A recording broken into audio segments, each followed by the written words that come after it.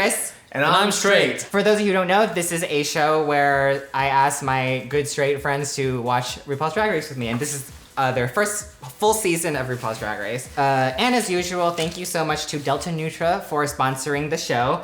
Delta Nutra, they specialize in making Essential 82, which helps with Asian glow and just with liver health in general. I mean, I was just saying the beginning when like Asia's all Okay. like yeah, should I say it? Go. In the beginning when Asia's all like she's like, oh, I helped all you guys out. No And one I feel kinda, used. I feel used, yeah. And then it was Miss Cracker, right? It's like no gifts. I mean, gifts should be given freely, right? You shouldn't be expecting anything back. I was like, that's super true there. And then Asia's like, all right, well, if that's how it's gonna be, then this is just gonna be a competition. I was like, well, what the shit? What else has it been?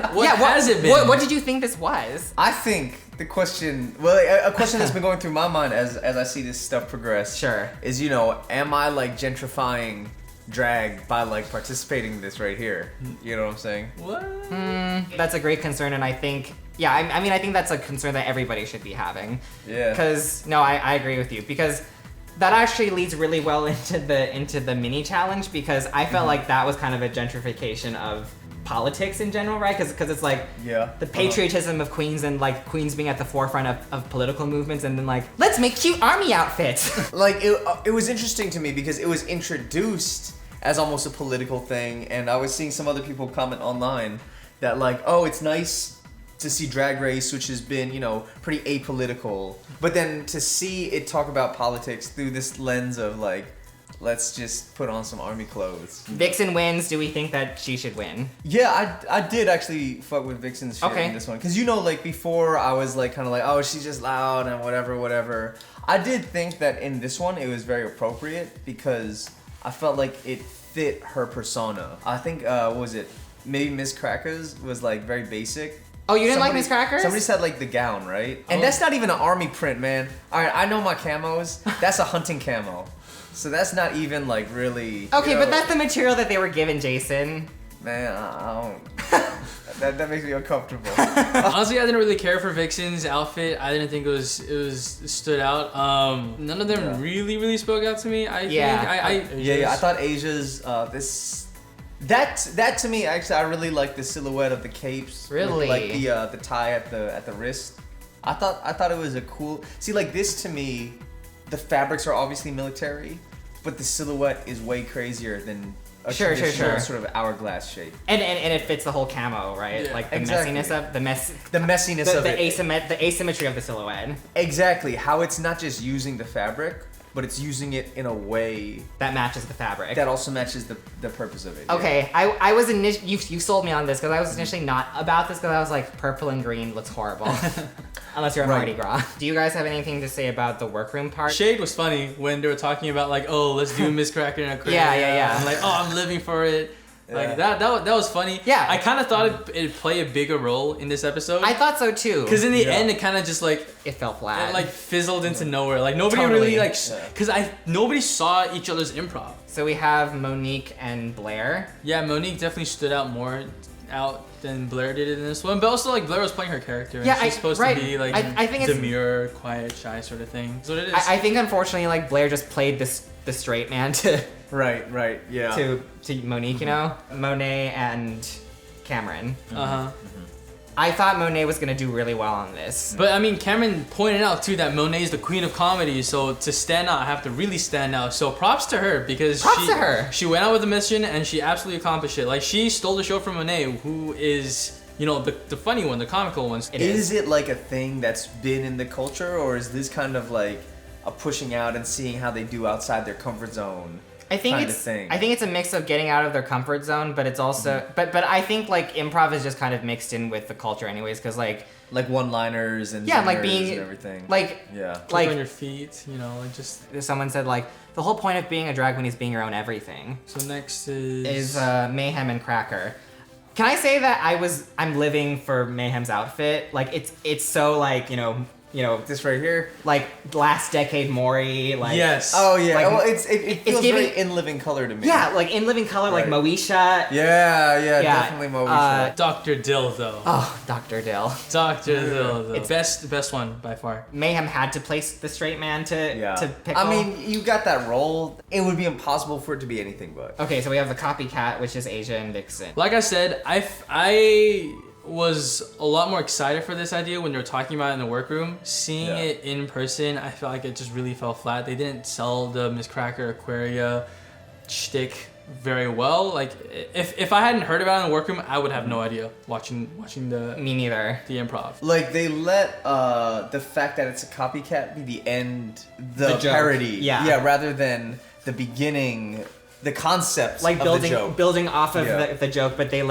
tried to Yeah. let the joke just be the joke because they were satisfied with that. Mitz had to be a pickle, but Mitz chose to be a pickle. Right, it's the yes and. And Yeah. here it was just like Yes. yes. There was no and. It was yes, but it was no and. Right? That's Thank you. you're a Thank poet. you. I'm back, y'all. Do you feel like it would have been funnier if Asia made her cues though? Absolutely. I was just gonna say, like, when Asia walks off the stage, here, it's like, oh, maybe we should have rehearsed. Like, well, no shit, bro. Sexy baby. Yeah. This one I did think was kind of fun. Yeah. Like, just on the purely like physical comedy aspect of it. Yeah. Yeah. Like, Eureka looked wild right there. I mean, this is a role perfect for Eureka, right? Yeah. Like Yeah. you cannot have anyone else play Baby better than her. So yeah. yeah, but unfortunately, like again, like Aquaria was like relegated to playing straight man. So now let's get to the runway. the runway. Monet Exchange. The contrast, it's a weird pop of contrast. If she going with that, more navy blue somewhere else. Okay, Cameron Michaels and her dolly look. Yeah, it's a lot going on up there. It's like a woo. Is that all you guys? That's all you two got to say, huh? All right. I do great. like that denim. That denim looks like a nice pattern right there. Yeah. The Vixen and her mermaid dress. Yeah. Good use of terms. Hey, I'm Very learning. Yeah, you I'm are. learning. I liked it just because it's different, and she mentioned it too. It's like, oh, I wanted to try something different. Right? If it wasn't assless, It'd be boring. yeah, it would just be a dress, right? yeah, so we've yeah. had this theme of like, all right, drag always takes it and then like mutates it to the next evolutionary step. For sure. Asia O'Hara. Well, okay, right. So I'm a big like streetwear, menswear kind of guy, and so denim is like a whole thing. For me, I think about like Japanese denim and selvage denim a lot. Yeah. Cause you never use denim for a fringe.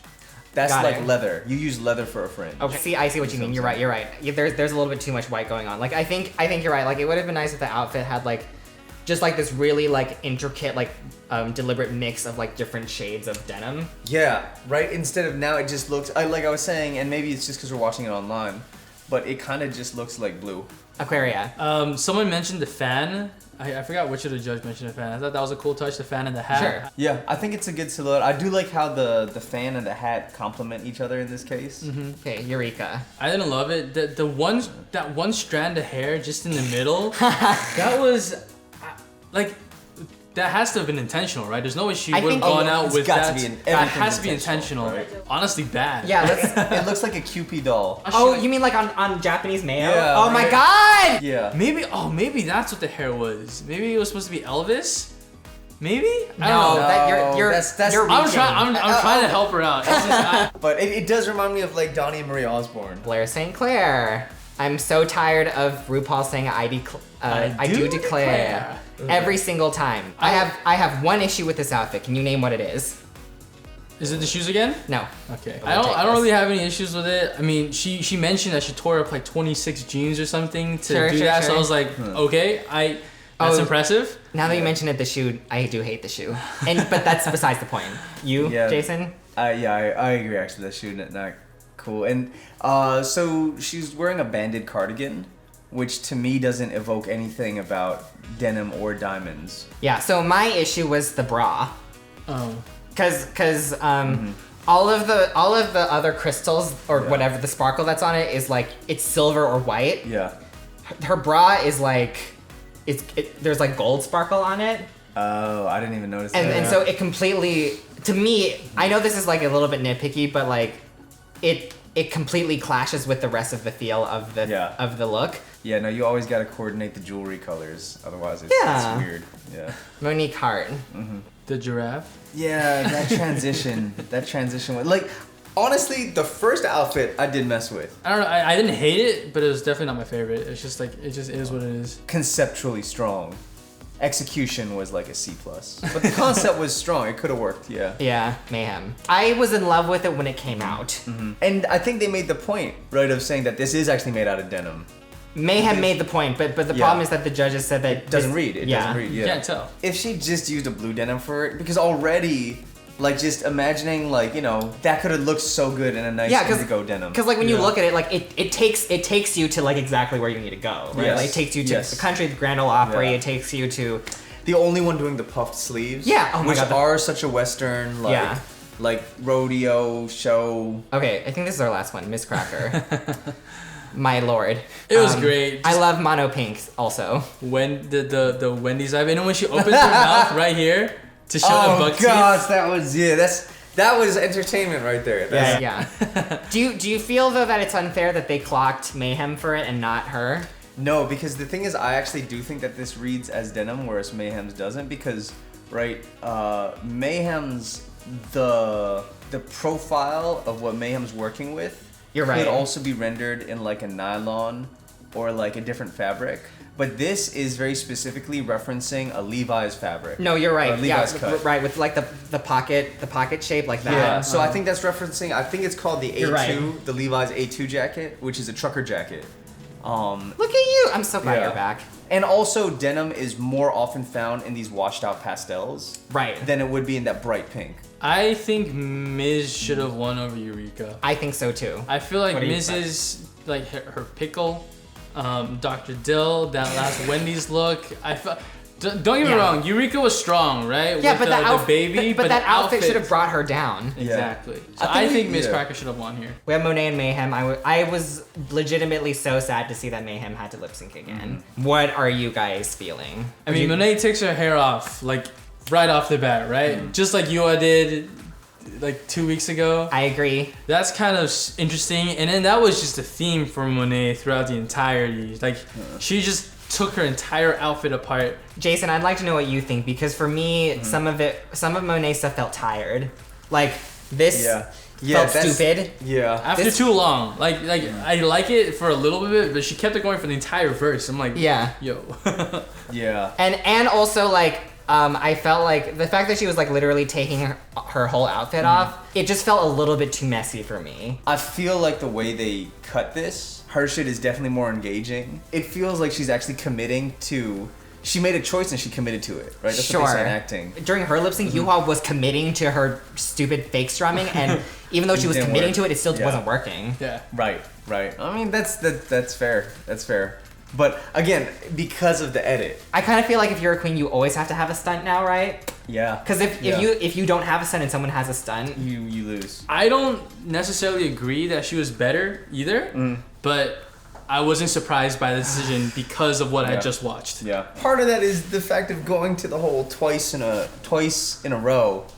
That can't feel good, you know, like that. There's got to be some just like shit. Pulled out like we weeded out those that like don't belong. Like I don't want to say that don't belong. No, I say that they don't belong. We've weeded out the weaker ones, and now it's just like the competition is stiffer you're right. and Like, stronger. And it's we're getting to the point where like even the slightest mistake, it's going to probably send you to the bottom. Yep. Yeah. Which the whole side conversation to me is like, how Miss Vanjie's really become a thing since we started watching. Like, that's crazy to but that's another example for me of being able to be like, oh, I know what that is. Yeah. Right. Whereas I'm sure I have a lot of compatriots who are not. I still appreciate that. I think my favorite thing that I'll take out of RuPaul's Drag Race is still Monique's laugh. Where can the people find you in your work? All my stuff is at Jason Chu Music. I got poetry, I got rap, I got music videos. You know, say what's up. You got tours. That's true. Coming through. I'm at Andrew Liu Music. I just got music. I don't got tours or spoken word or anything, but I help him out with his spoken word. So he nice on the piano though. Check us both out. Cool. And you can find me on all of my social media at OneWingedChris. You can find me at Twitch with OneWingedChris_. And also, if you guys are interested, the next live stream that I'm going to be having on YouNow is going to be not this Saturday, but the next Saturday, which is the 28th at 2 p.m. PST. So tune in for that if you feel so inclined. If not, no worries. But yeah. Thanks so much for joining me again, but thanks so much for taking the time. I know that you're super tired because you're fucking on tour. So everybody show him some love on social media and say thank you. Say what's up on Instagram. Yeah. Cool. Bye, guys. See you later. I mean, yes, but I still feel like you might be digging too much into it. Like, this is RuPaul's Drag Race. This is entertainment. They're not here to talk about politics. That's not on their agenda. Like, if they manage to somehow hold on. But you were in your feelings about the whole environmental thing. You were in agreement with me about the environmental thing. I totally am, and I'm not disagreeing with you guys either. But like,